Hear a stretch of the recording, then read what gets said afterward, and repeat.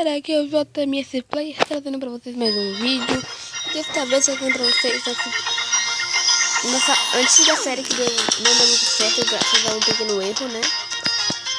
Vamos jogar aqui Light Bank City, que é uma cidade, tá? Tem que construir de novo.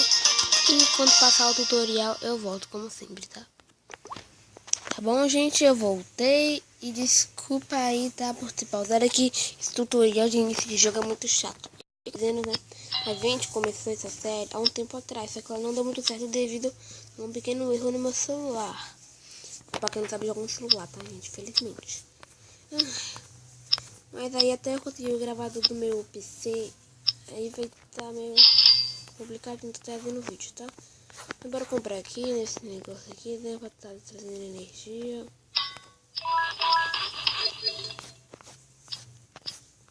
Gente, o que a gente vai fazer nessa cidade? Como vai ser JMS City, né? Tem que dizer. Tem que ser JMS City, JMS City não é perfeito. Assim. Agora já bora começar aqui as plantações, né? Porque é época de plantação.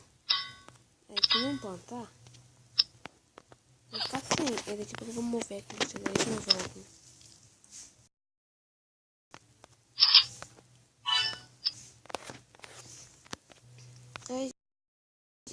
Temos que alcançar o nível mais alto. Normalmente estamos no nível 2, tá? Eu não consigo ver direito aqui por causa disso aqui. Tô agora no nível 2 com 4 de experiência. Eu vou chamar isso de experiência, tá, gente? Eu não sei o que é isso. Eu não tenho ali, né? Aí então não tem como fazer, né? Eu travei? Eu acho que não. Ah, não, travei já. Então, gente, um dos objetivos que a gente vai ter aqui vai ser construir a praça, tá? A praça de R$2.000. Eu não tenho R$2.000. Vou comprar uma casinha aqui agora. Então, essa cidade ela é vazia, ela é pequenininha, sei disso. Tá muito pequena ainda, só. Eu comecei hoje, né? Aí já é mais pra frente. Daqui a alguns episódios já vou ter... Ai, não. Eu já vou ter feito algumas coisas aqui. E esses vídeos, eu não sei se o vídeo dele vai ter que chegar, tá? Eu não tenho certeza de nada ainda, eu vou continuar com essa série.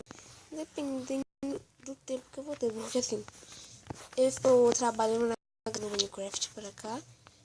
Eu até ia enviar um vídeo hoje, só que não deu muito certo, tá? Não deu nem um pouquinho certo. Não sei se falha na hora de enviar.